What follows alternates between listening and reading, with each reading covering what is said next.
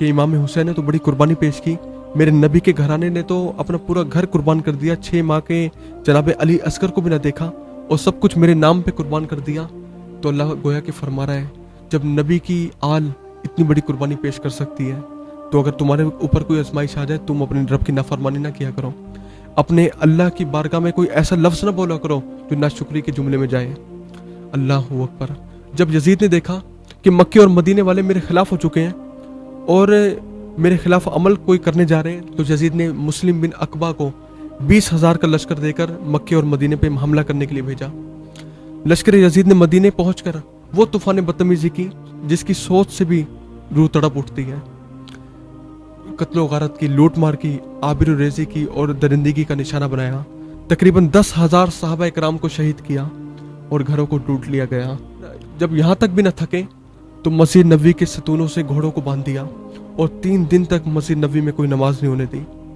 इसी दौरान हुजूर सल्लल्लाहु अलैहि वसल्लम के सहाबी हज़रत सईद रज़ियल्लाहु तआला अन्हु मजनू बनकर उनके दरमियान रहे और आप फरमाते हैं, जब नमाज का वक्त होता तो मैं रोज़ा रसूल के करीब होता और मैं नमाज के वक्त रोज़ा रसूल के अंदर से नमाज, इकामत और अजान के होने की आवाज़ सुनता और मैं भी हुजूर के साथ नमाज अदा कर लेता और मैं भी वहाँ नमाज अदा कर लेता।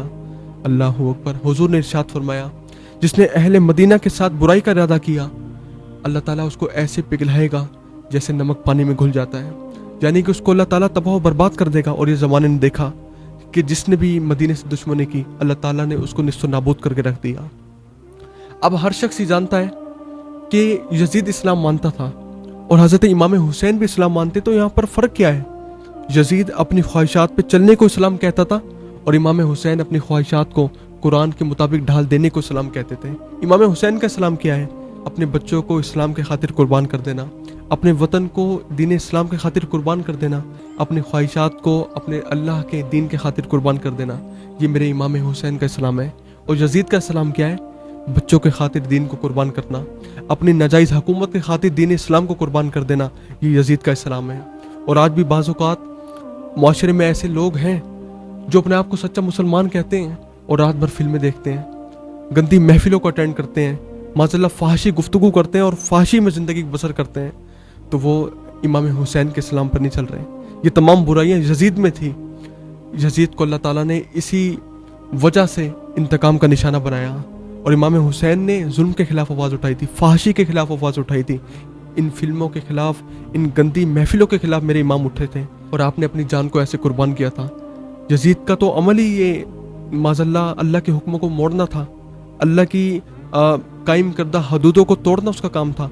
इसलिए अल्लाह ताला ने इमाम हुसैन को इस काम के लिए चुना था कि आपने कुर्बानी पेश की और उसके बाद यजीदी लश्कर का खात्मा कर दिया गया। यजीदी लश्कर ने शहर मक्का पहुंचकर मक्का मुकरमा में 64 दिन तक मुहासरा किया और लोगों को कत्ल करते रहे। मंजीकियों के जरिए इतनी संगबारी की कि काबे का सहन बढ़ गया। 2 माह तक हरम शरीफ के रहने वाले सख्त मुसीबत में मुब्तला रहे। अब ये जंग जारी थी, खाना काबा की छत भी जल गई। कई दिन तक खाना काबा बेलिबास रहा। अल्लाह ताला को कैसे वारा था कि मेरा घर बेलिबास रहे। इसी दौरान खबर आई, हुजूर सल्लल्लाहु अलैहि वसल्लम के साहबी ने खबर दी, यजीदियों सुनो, अल्लाह ताला ने तुम्हारी यजीद को जहन्नम वासिल कर दिया है। अब वो तुम्हारे दरमियान नहीं रहा।